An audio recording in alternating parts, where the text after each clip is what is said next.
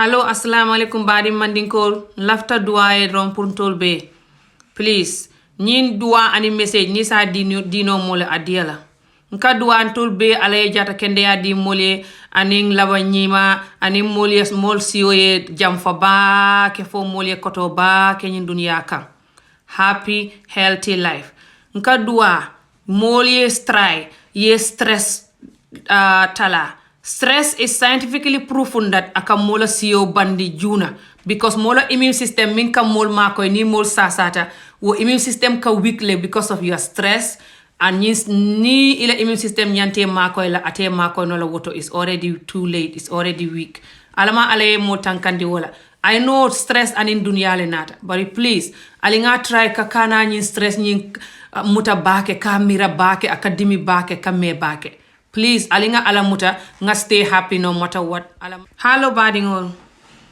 Fengo mi alon wole ka stress tala, wole mu isi ala tentu, ye fengo mi soto nyin dunia, ya apusit. Kana fengo jube mi ala ima soto ye stress. Ye fengo mi soto wo apusit, ye fang apusit, ye la life situation apusit, then there's a chance that ibe fendol soto la ila vitaminula. But if fengo mi be jansai nima apusit, how ibe fendol soto la? So please, alinga try. I know it's not easy as a human being. Society is not making it easy also. Pruntolien to la fang ni na fanson life opposite. But alinga fam bring back to who we really are. Our original self, the human being that God make us. Which is we don't have to be so greedy with life or very ungrateful. Alinga try ka fengol opposite nga min soto. And also that give us more chance of having more. So please, ali nga try ka feng opposite, nga try amo fengol mi nga soto, nga try fananka just relax about life. Dunia stress, aning worry, abuka fengo fendada. Ake fanne batandi drong, dimo for nothing. Jusu dimo for nothing. Stress nene man fengo fendada ka brin dunia na tahani sai. Na man fengo tinya atada dala. So please, ali nga wo long. Ali ntol kana sonka life trouble and life pain muta too much. Alinga soma believe fananka lonko soma betea is possible, but it's only possible when you believe it. So alinga lonko ala bejang dunia bejang pour molie soma betema soto bari nintol ma believe nta soto nola. So alinga wo believe adung we have more chance of receiving it adung aka stress la fale fanang tole min soto sign fanang tolia opposite nga ala tentu nga relax about life. Don't worry about mol ke George, warante ke neng, warante ke doyande. If fan londorong, ye relax. Hello guys, just feel like sending us prayer. My God give us happy, healthy, long life. It's scientifically proven now that the number one killer is stress. Stress weaken our immune system, guys. Do your research about it. And if our immune system is weak, when it's time for our immune system to save us, it cannot save us. So please, no matter what you're going through, please learn to be happy. Learn to be happy until you get rid of the pain. It's the only way out, guys. Please, let's stay happy. Life is too short. But we cannot make it shorter than it already is because we cannot be happy. Please, please stay happy. This is serious. And I'm praying for all of us to have a happy, healthy, long life. Somebody I know passed away and I'm praying for them to go to heaven. But yeah, for all of us that are here, I pray for us to stay long, happy, healthy life. The easiest way to minimize stress is to appreciate what you have and to not be criticizing yourself. Also, not to keep the past in the present. The past, no matter how much we think about it, sadly, we can never bring it back and fix it. And we don't have to worry too much about tomorrow because we don't know what is tomorrow.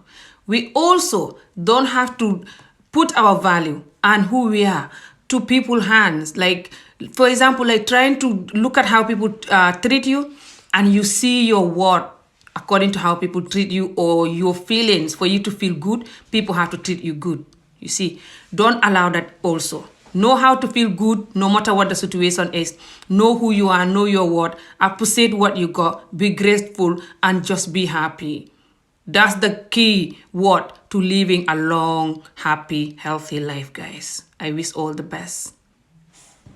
Rabbi la ilaha illallah. Rabbi la ilaha illallah.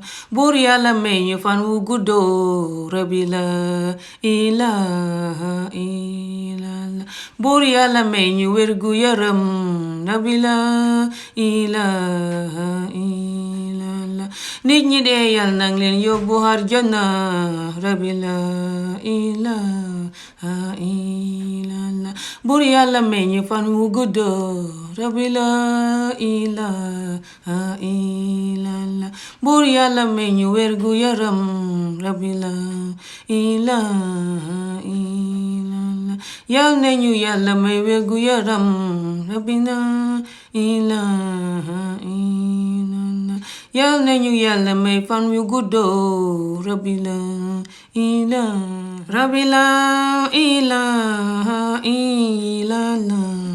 rabbi la ilaha illallah buur yàlla may ñu fan wu guddoo rabbi la ilaha illallah buur yàlla may ñu wér gu yaram rabbi la ilaha illallah nit ñi dee yal nang leen yóbbu àjjana rabbi la ilaha illallah buur yàlla may ñu fan wu guddoo rabbi la ilaha illallah buur yàlla may ñu wér gu yaram rabbi la ilaha illallah yal nañu yàlla may wér gu yaram rabbi la ilaha illallah yal nañu yàlla may fan wu guddoo rabbi la ilaha fan wu guddoo wér gu yaram moom laa bugg a wax li koy indi li koy yombal ndax àdduna fa bari coono